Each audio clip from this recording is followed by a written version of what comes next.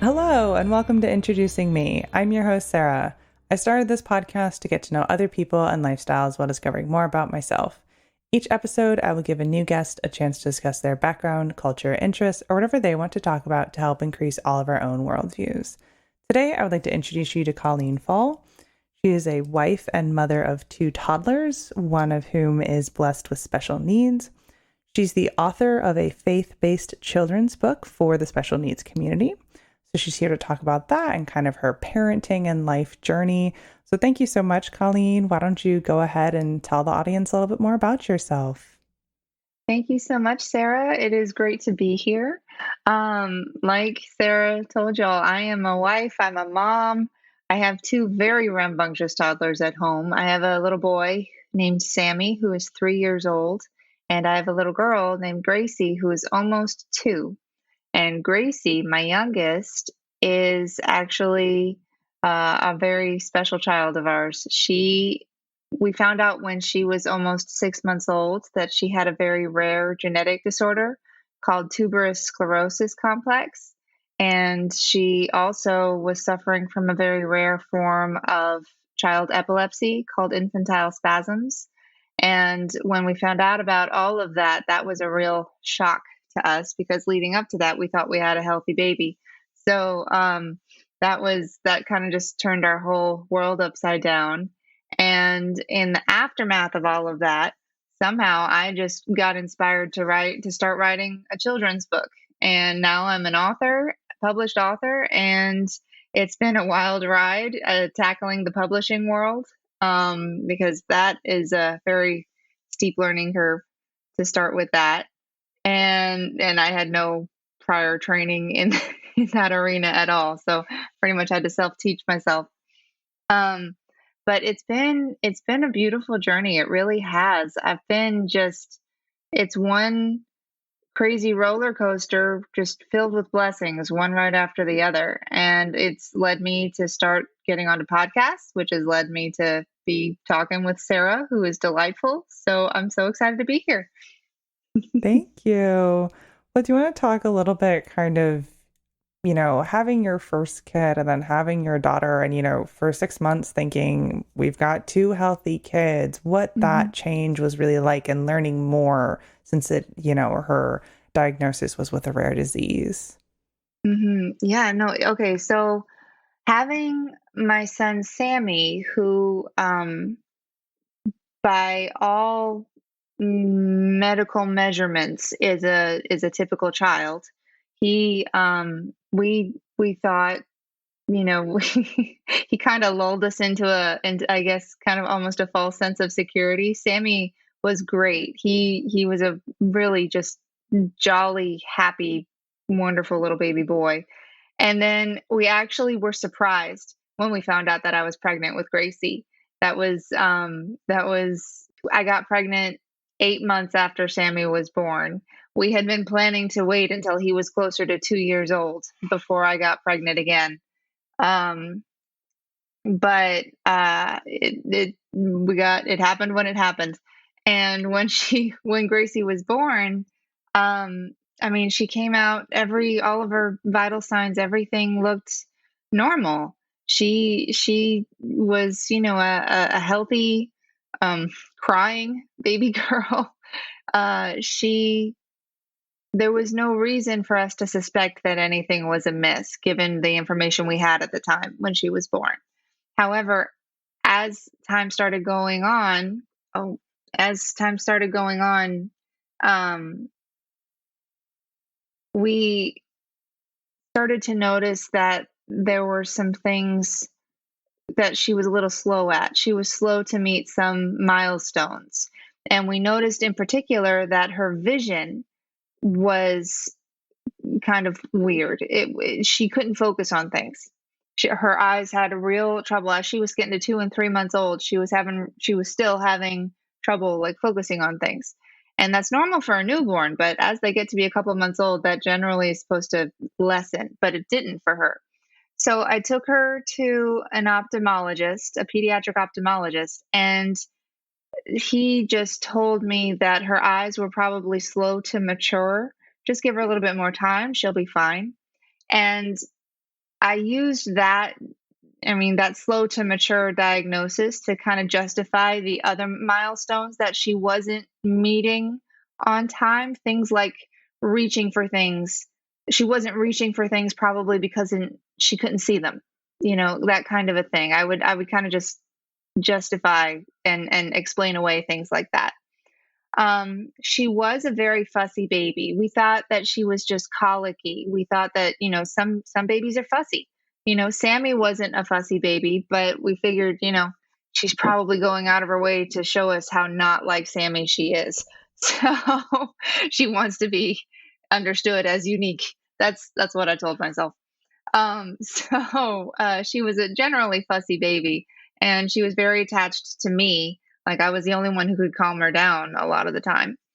Um, but as time went on, she got to be 4 and then nearly 5 months old. She still wasn't reaching milestones, and I became less and less comfortable with that just slow to mature diagnosis. There was something that seemed a little bit more off than just that to me. So I brought it up to her pediatrician, and she with her pediatrician, I asked her, I know that the ophthalmologist just said that her eyes are slow to mature, but just to rule anything else out, can we get her an appointment with a neurologist just to see what's going on, just to make sure that there's nothing else going on?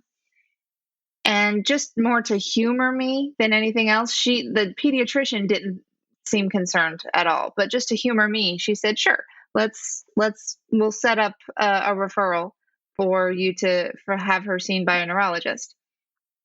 And she told me that the neurology department at the hospital we were at is very backed up. It'll take a really long time for you to be seen. So she told me she was going to refer me to another hospital that was about an hour away, thinking that I'd have a better chance of being seen more quickly there, which sounded fine to me. So, but this other hospital, there was something going on in their administrative office, because there was like things.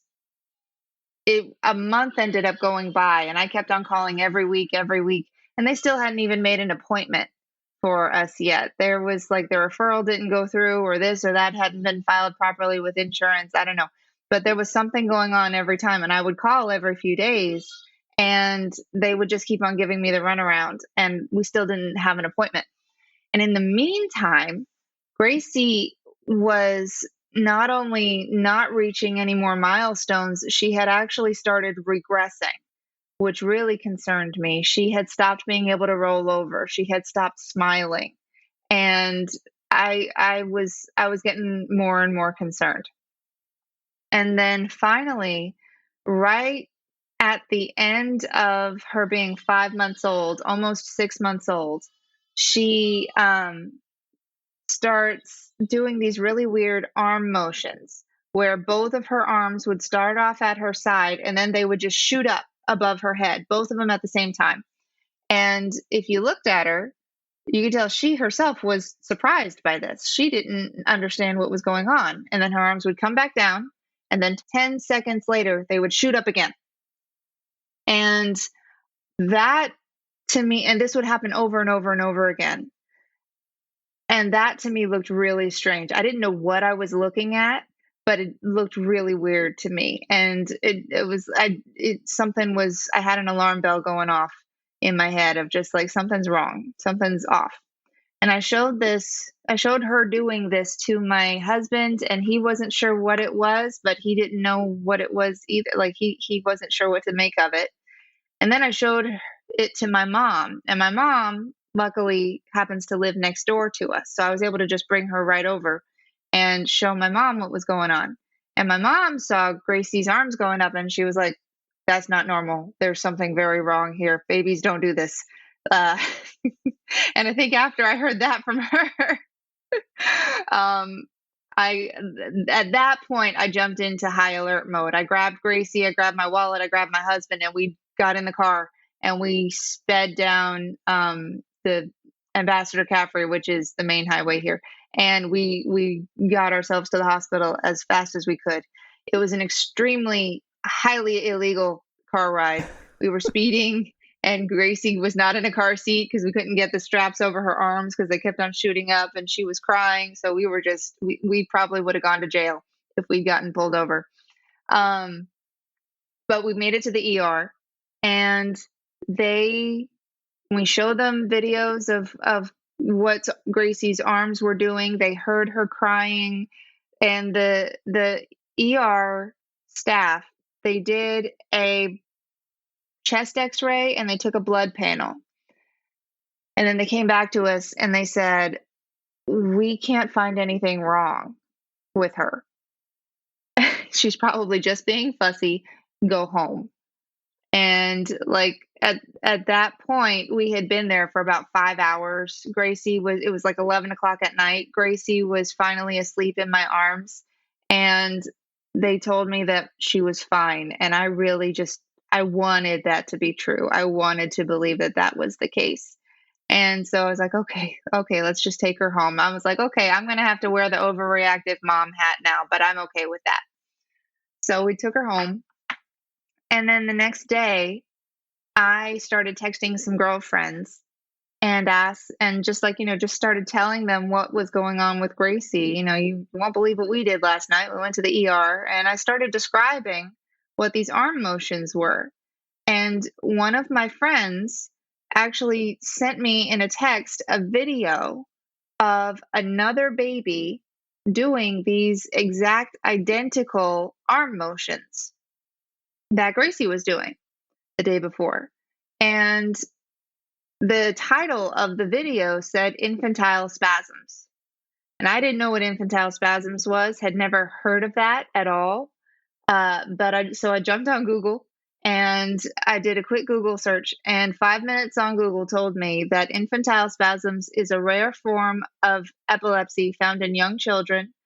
And it's basically, what I caught on to was, it's dangerous, it's serious, and it needs to be treated immediately. And the way you diagnose it is with an EEG. That's what so armed with that information, I got on the phone with her pediatrician, and I called and I said, "I think my daughter is having infantile spasms. She needs an EEG today." And the lady on the phone said, "Okay, well, you've already got a referral to a neurologist on file. Why don't we just keep your appointment at the other hospital?" And I told her, "You don't understand. I still don't even have an appointment at the other hospital. They haven't made one for me yet. They've been giving me the runaround. I don't want to go to this other hospital. She needs an EEG today." And that's when they put me on hold. And they had me on hold for a while. Then they came back and they said, "Ms. Faul, we can put you on the roster here for the neurology department at this hospital, but you won't get seen for at least a month." And that's when I said, "Okay, darling, I hear what you're saying and I understand what you're saying. Now I need you to hear and understand me. My daughter needs an EEG today." And I just kept on saying that over and over again, today, today, today. And I told him I wasn't getting off the phone until she had an appointment for today. And for me, that was the first time I had ever stepped out of my comfort zone to speak to a medical staff that way. I usually have been very content to just go with whatever the doctors told me to do. But this was my first experience with what it really means to advocate for my daughter. And just Mama Bear just came out. But they put me on hold again. And so eventually they came back. I said, "Okay, Ms. Faul, we can schedule your daughter for an EEG tomorrow. Is that soon enough?" I said, "Okay, we will wait until tomorrow." And that gave me about 24 hours to really look up what infantile spasms was. And everything I found out was scary. I was trying my hardest just not to freak out. So basically what I learned was infantile spasms is when your child is having dozens to hundreds of seizures a day that are happening in clusters of dozens to hundreds at a time, and they're happening seconds apart. So every time Gracie's arms would shoot up, that was a seizure, is what we found out. So, but we didn't know that that's what it was yet. So, we go to the hospital the next day, and I am just praying the entire time, just please, dear God, let me be wrong. Let it be something else, something less serious. Um, but they brought her in and they hooked her up to an EEG. And for people in your audience who have never had an EEG before, they have to connect all these little wires to her head, to Gracie's head, and they have to use like paste to do it. And Gracie was just having none of this. My little 5-month-old. She was not excited about that process at all. But finally, they got them all on. There's like 30 of them. And then my job was to hold her calmly, quietly in this room on this hospital bed and try to get her to go to sleep. And so I'm laying down on this hospital bed, and she's finally starting to go to sleep. And then they turn the EEG machine on. And then and it's me and this one little EEG technician lady in the room, and Gracie in my arms. And the room is kind of half lit, dimly lit. And she turns the EEG machine on, and within 30 seconds of the screen turning on, she's looking at it, and then she starts getting on her phone and texting like crazy. And I found out later she was texting the neurologist at the hospital. I guess he was somewhere else in the building. And I could tell the energy in the room had just shifted. And I asked her, is everything okay? What's going on? Is everything all right? And she put her phone down and she looked at me and she said, I am not the neurologist. I am not qualified to make a diagnosis, so I shouldn't be telling you this.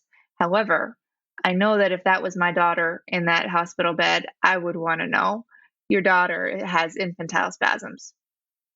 And at that point, just this big boulder just felt like it fell right on top of me. And I can't move because I don't want to wake Gracie up because she's laying in my arms and I'm on this bed. So I'm just like, my whole world just changed in that moment. It was really scary because I had learned that children who have infantile spasms, there's a very wide spectrum of affectedness. And there's on the mild side of kids who have infantile spasms, and then they get medicine quickly, they catch it early, they get on medicine quickly, the seizures stop, and then they go on with their lives and they develop normally, and that's it.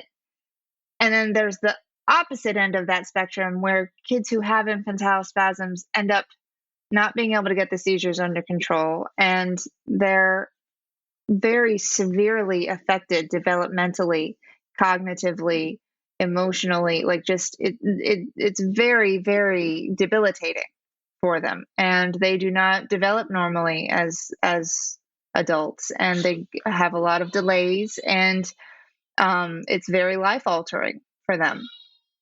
And it was just really scary finding that out. So they immediately admitted us to the hospital, and we ended up staying there for 3 days. And while we were there, Gracie turned 6 months old. And they performed about 100 tests on her, different kinds of tests. One of them was an MRI of her brain. And when the results of the MRI came back, the neurologist came and talked to us and said, hey, your daughter's brain MRI does not look typical. She has lesions on her brain, and her brain could possibly be slightly misshapen.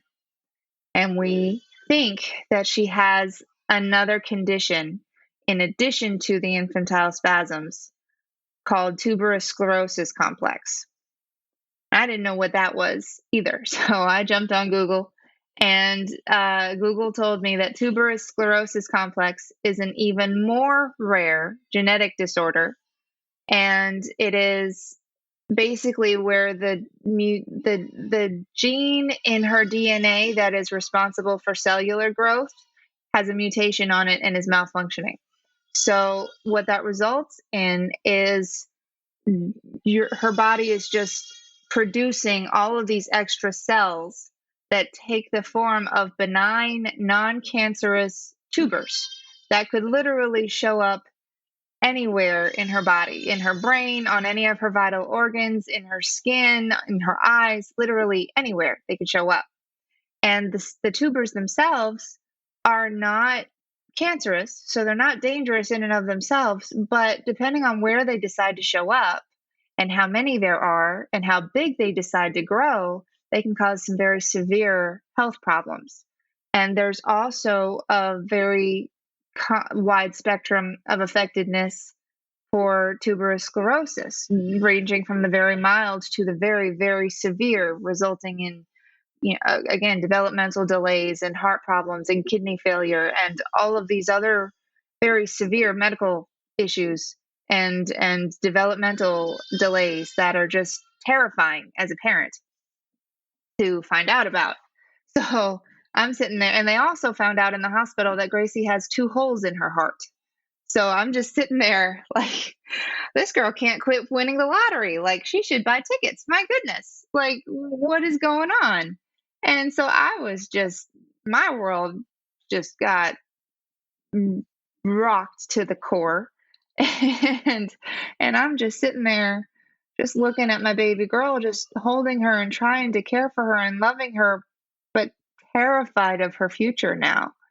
Terrified of what was going to happen, because I mean, without even realizing that I had it, I had all of these plans for her. I had all of these dreams for her that, I think every parent has, all these dreams of just, they're going to grow up and pick a career and possibly meet somebody, fall in love, get married, have kids, just the typical stuff that parents dream of for their children. And we couldn't take that for granted anymore. We couldn't assume that that would happen for her anymore. We couldn't even assume a lot of, like, much more basic things that every parent assumes and presumes that their kids are going to grow up to do one day. Like things like walking, talking, learning to feed themselves. Like this, we couldn't take any of that for granted. We couldn't assume that Gracie would grow up to learn how to say, "I love you, mommy." Like, she still hasn't learned how to say that. I can't assume that I will ever hear her say that to me.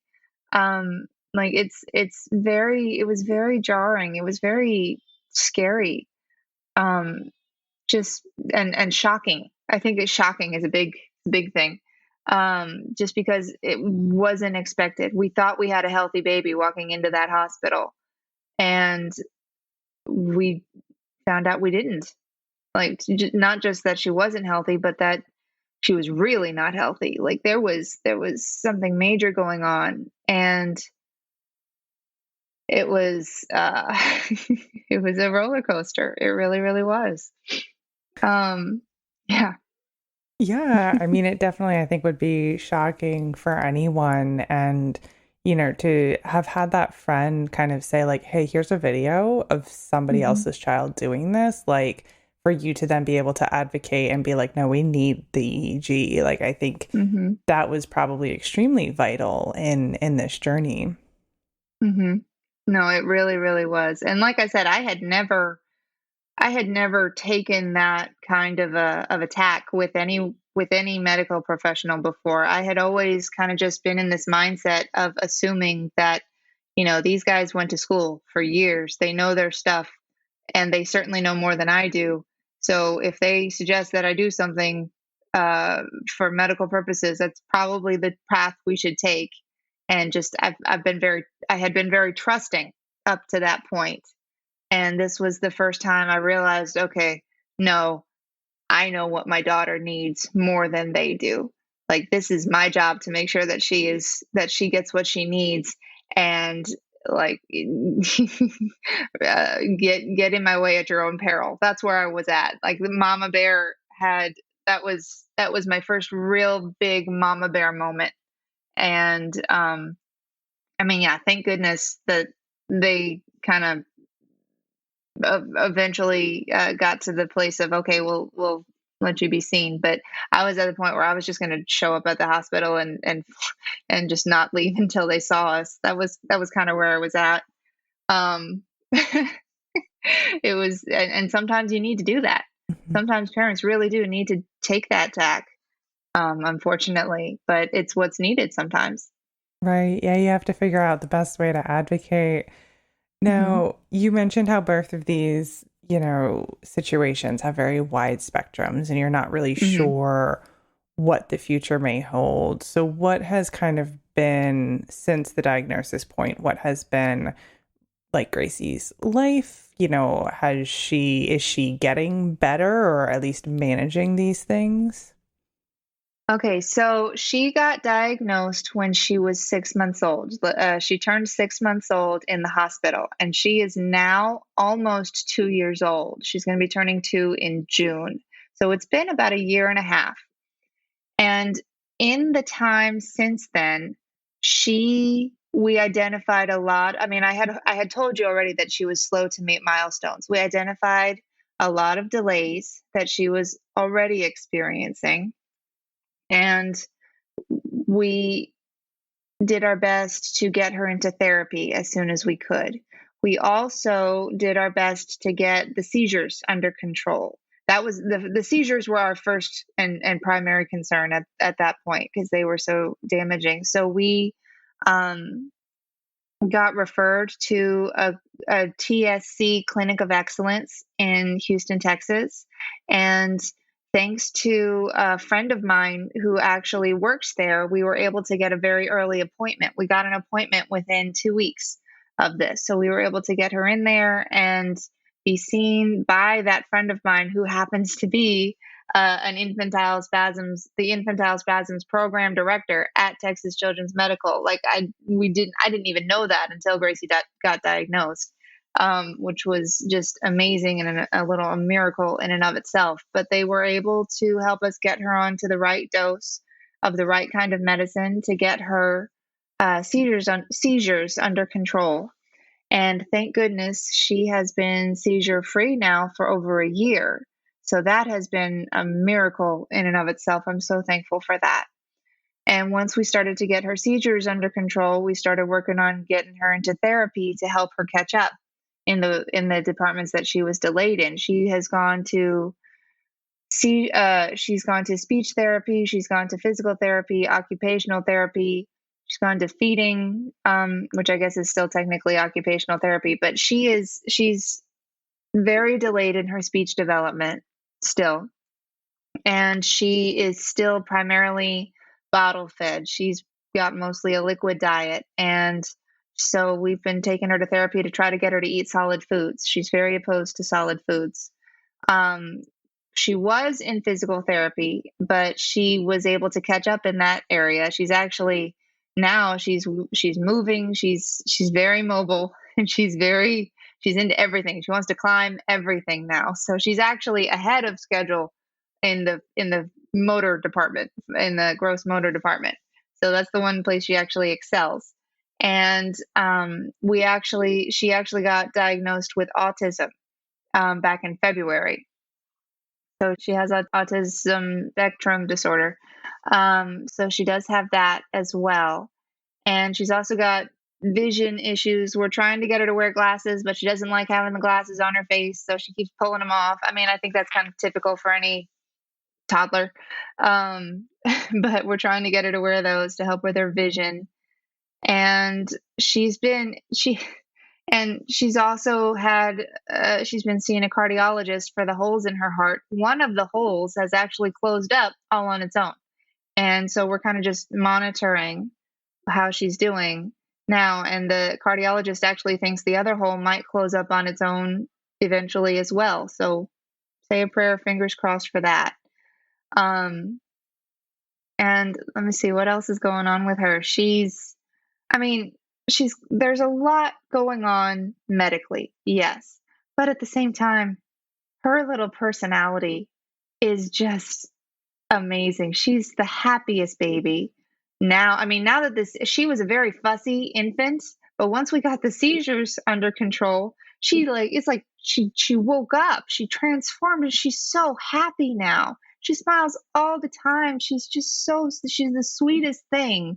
And even though she can't verbally speak, she communicates. She makes her needs known. She will come and she'll grab your finger, she'll bring you to wherever she wants you to go, and she will make sure that you understand what she wants. So it's not like she can't communicate. And even though she is autistic, she's very social. She it's not like she avoids people. She loves being played with. She loves laughing and just loving on people and being loved on. And she's just a joy. She really is a joy. And I feel very blessed. I look back at where I was when she was first diagnosed, and I was just very full of fear of what the future would hold, because I didn't have any clue what she would turn into. But she's turned into this beautiful, I mean, she was always a joy.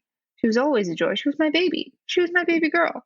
But she's she's just blossomed. She really, really has. She's on her own journey, but she's a gift, like unlike anything I could have ever hoped for or dreamed of. Like, I'm just so blessed to have her. And when you first mentioned your two kids, you labeled them as rambunctious, and that, you weren't originally planning to have a second child so soon after Sammy. Mhm. So what has, Gracie, getting this help and support, what has it been like for Sammy and his development? So, Sammy, they are only 17 months apart. Um, Sammy, I think naturally is a little bit territorial with her. I mean, like, he just, so it's me and Lance and our little family, and we live next door to my parents. So before Gracie was born, he had four doting adults at his beck and call for his entire life. And then this little girl shows up and starts encroaching on his turf and stealing some of his spotlight. And he's this very just, attention getting kid. So he has been, there's definitely some sibling rivalry there, but he also loves her. He loves her so much. And he has, especially, I think, more in the last 6 months or so than ever before, he has really just become very, very sweet with her. And he has his moments where he's, jealous of something she gets to do, or she's taken his toy or something. And that's normal sibling stuff. But he has, I don't think he understands that there is anything different about her. I don't think he understands that she is not a typical child. She's just Gracie to him. And she's his sister, and he loves her. And he doesn't understand at 3 years old that it's not normal to have to go to 4 different therapies every week. He doesn't understand that most people don't have therapists coming into their home and helping Gracie with this, that, or the other every day or every other day. To him, that's just life. And it's normal for him. And he hasn't really resented that in any way, because to him, it's just normal. He's more resentful of the fact that Gracie will take his toy than anything else. So I think his development is fine. I think his is typical first child mentality, and he's very, I mean, like, he started saying, I love you, Gracie. I love you so much. He'll go up and he'll give her hugs. He'll, if he takes something from her, I'll tell him, go give it back. And then he'll go, I'm sorry, Gracie. And he'll just give her a big hug. It's adorable. It's just sweet. Like, he's got a mixture of sibling rivalry and sibling love. And it's precious to see. It's precious to behold. Yes. Now, you mentioned, of course, how you were kind of inspired to write a book after, kind of going through all of this with Gracie. So do you want to share kind of what, the book is about, and the publishing process, and what all of that has meant to you? Sure. So, like I said, when we first found out about all of this, I think understandably so, I was thrown into a bit of a chaotic mindset. I was very, scared of what was to come, and I think I started going through what I can most accurately describe as a grieving process. Um, I mean, not necessarily grieving a death, but grieving a life not lived. And just grieving, all these hopes and dreams I had for Gracie that were not necessarily going to happen anymore. And I was really I was very, very sad. I was very, very sad. And just, um, I think I went into a little bit of a depression for a couple of months of just, just grieving. I was grieving. Um, and I think every special needs parent goes through their version of that. But so after it's probably about 3 months after her diagnosis, I am just sleeping one night. I'm in my bed and I wake up literally in the middle of the night one night with the idea for this children's book. I mean, of all things, I'd never thought I was going to ever write children's books, anything like that. It was completely out of left field, out of the blue. But I got the idea for this children's book. And I got up. It was such a strong feeling. I got up and I went to my laptop and I just started typing. And I typed and typed for a couple of hours. And I finished the entire first draft right as the sun was coming up. I went back to bed, came back a couple hours later, and I read it. And it was like someone else had written it. I to this day, I mean, I should mention I am a very faithful person. I'm a very strong Catholic woman, and I was having, I turned to God in all of this, and I was praying really, really hard and having a lot of honest conversations with God about what was going on with Gracie. And some of the conversations were louder than others. But I was turning to God and just trying to figure out what he was doing in all of that. And so when I got the idea for this book and I wrote it down, I honestly feel like God gave me the idea for this book as an answer to my own prayer. Because I had been praying things like, first I was praying for a miracle. I was praying, God, just please heal my baby, heal her, fix her, just let her be normal, let her be healthy. And then I just started honestly just breaking down of just, God, you've given her this, but I don't want this for her. I want her to have a normal life. I want her to be healthy, and I want her to be able to have the kind of choices that most other people get to have in her life.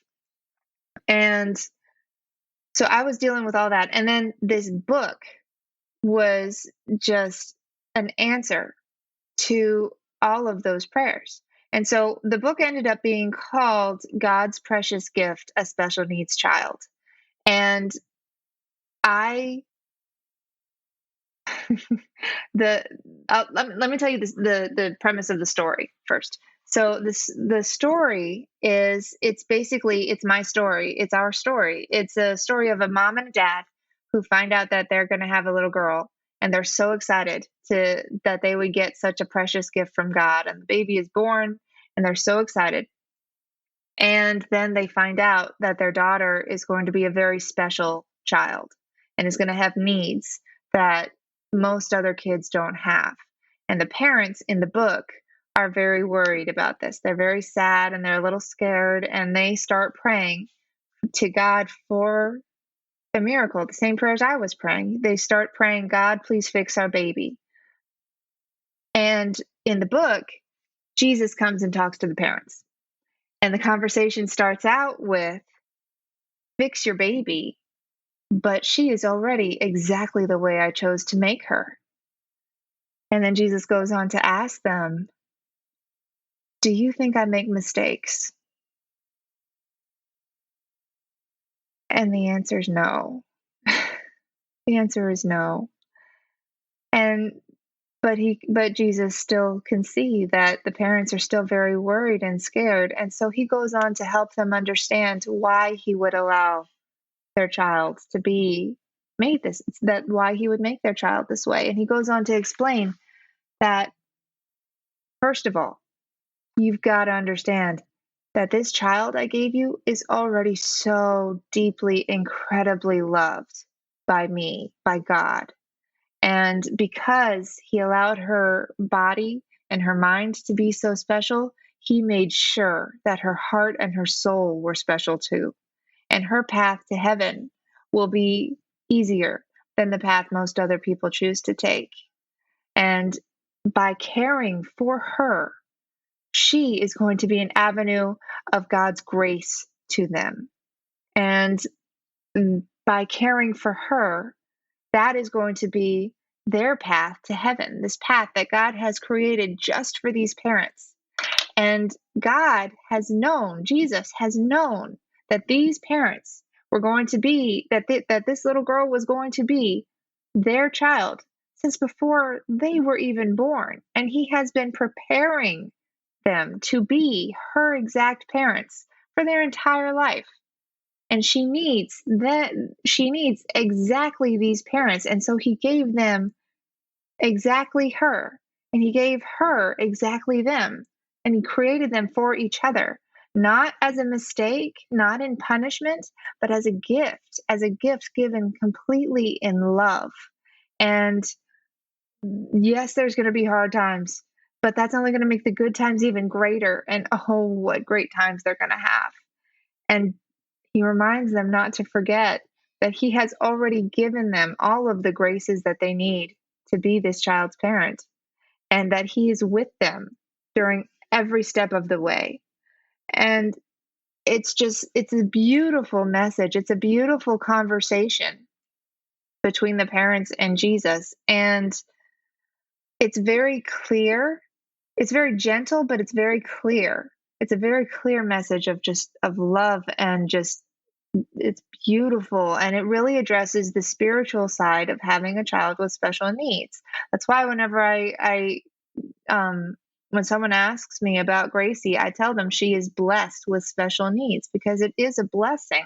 It's something, it's difficult to deal with at times, but it is overall a beautiful blessing. And this story was a story that I needed to hear as a mom. Just personally, I needed to hear this story. I wrote it down, but I needed to hear it.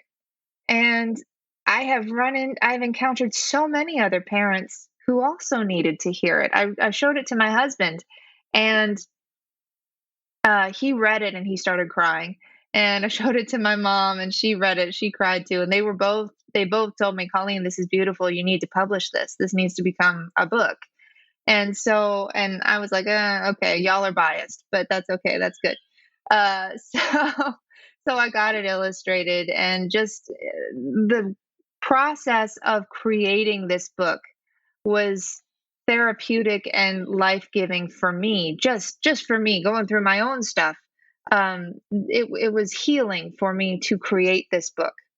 And I ended up self-publishing it on Amazon, KDP Amazon. And I did that just out of convenience, as a self-publishing tactic to get it published for, relatively cheap, and so that I could just get it printed for myself.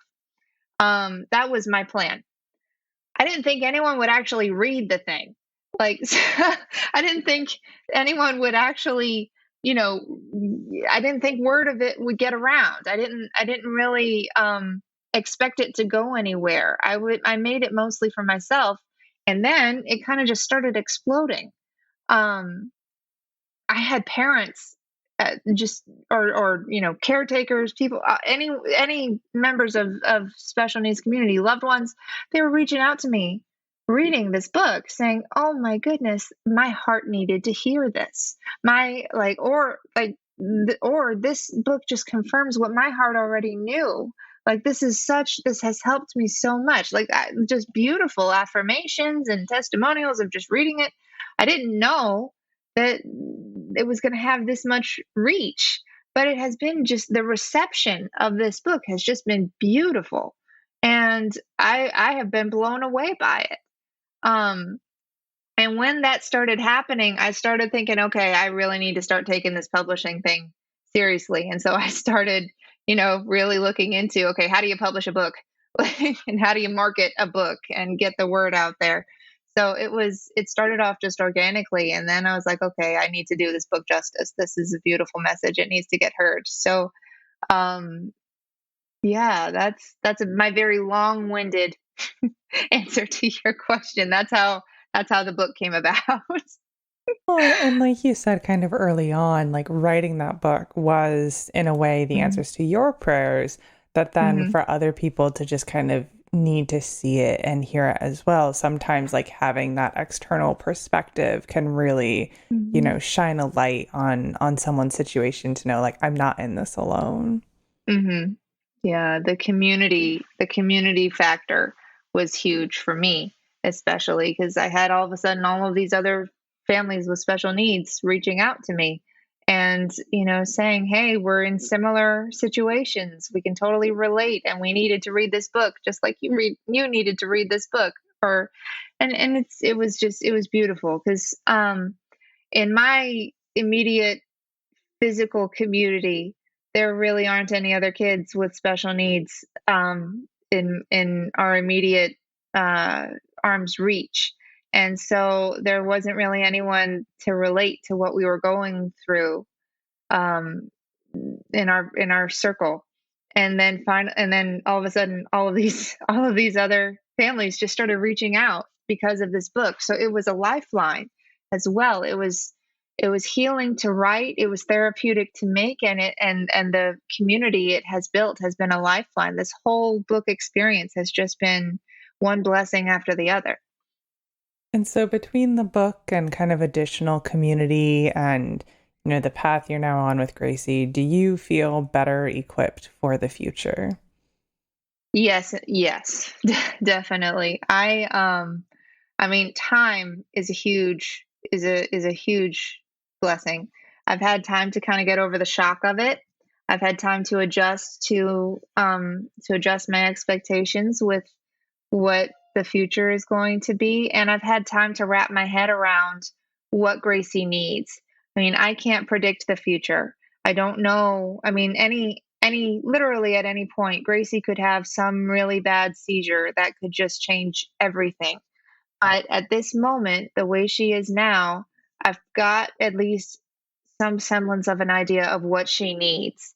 And there are resources that I have been able to take advantage of in our community to help her uh, get what she needs to help with those things. And the great thing is that we are living in a day and age and in a society and a country that has resources available for children with special needs. And we were able to get her approved for Medicaid. That has helped tremendously with medical bills. That has helped with getting her access to doctors that she's needed. And we've been able to go to this TSC Clinic of Excellence. We are about a 4 or 5 hour drive from there, so we're able to go there a few times a year, and she's able to see specialists in her condition, and which is great because her conditions are really rare. So the fact that we have people that specialize in this and are able to tell us exactly what really needs to know what we really need to know about it, that's great. I mean, I've had time to acclimate to everything, and I've had time to grow myself and to kind of just get my bearings, and I've had time to go through that grieving process that I initially really needed to go through. And and I think it wasn't until I went through that grieving process that I was able to look around and see, okay, the life not lived is no more, but there's still a life to be lived here. And and start and be able to start living it, enjoy to live it, enjoy, and to see, I think, yeah, to see what beauty there was. I think because that was the big thing at the beginning. I felt like there was so much being taken away that I didn't see what was being given. I didn't see what was in front of me. I just saw that what wasn't there anymore, which is a flawed perspective, but that's how I was seeing it at the time. Um, but that was, yes, I'm definitely feeling more more equipped just because I've had time to figure it out. Yeah, and I think a lot of people would have that sort of flawed perspective in the beginning. You're not Hmm. immediately going to jump to like, I can handle this and be prepared for anything Hmm. that comes at me, especially when it is, unexpected in the first time and not necessarily something you're overly familiar with. Hmm. Now, before I start to wrap things up, is there anything else you would like to share with the listeners today?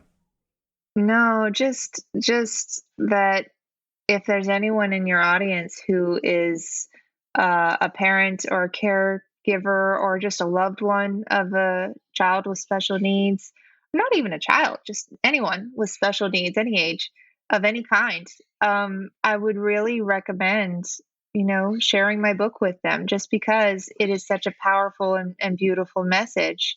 And I would also say if there's anyone in your audience who is a parent of a child with special needs or just a child in need of medical care of any kind, I would just strongly encourage you to trust your instincts.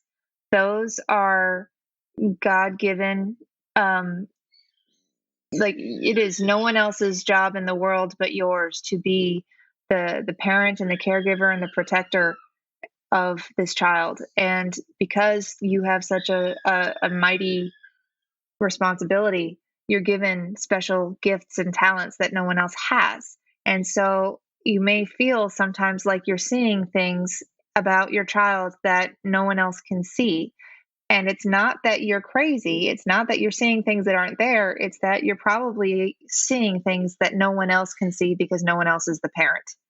And so trust your instincts. I would really encourage you to trust your instincts and advocate with your doctors or Definitely. their doctors. Yes, definitely. That is so important for, a child's health and even also your own. Now, at the end of all my episodes, I do ask my guests random questions. My question for you today is, what is the best type of physical activity? For anyone, But for best type of you. for me, I would say this is going to sound really silly. Um, the best kind of activity for me is climbing trees. Um, I have so much fun just climbing trees, just sitting up high. I can't explain it. I think my daughter gets it from me, how she loves to climb on everything. I've been climbing trees since I was a toddler, and I've always loved it. And there's something freeing about it. I think there's something empowering about it, just climbing up, conquering the heights, kind of going into this kind of new world with a new perspective on the world. I don't know. And it's a great workout to climb and it's fun. So it taps into your inner child. So I really love climbing trees.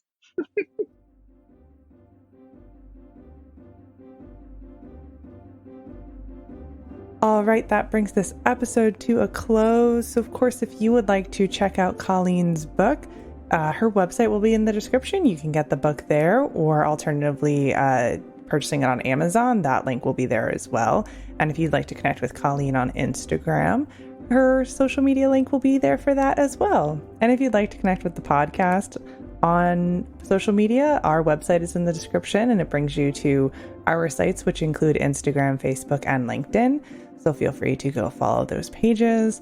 And if you'd like to be a guest on the show, my email is in the description. That is the best way to reach out to me. And if you'd like to support the podcast monetarily, there is a link to do that as well. So thank you so much, Colleen, for spending time with me today, and to my listeners for taking the time out of your day to hear a new story. Until next time, bye.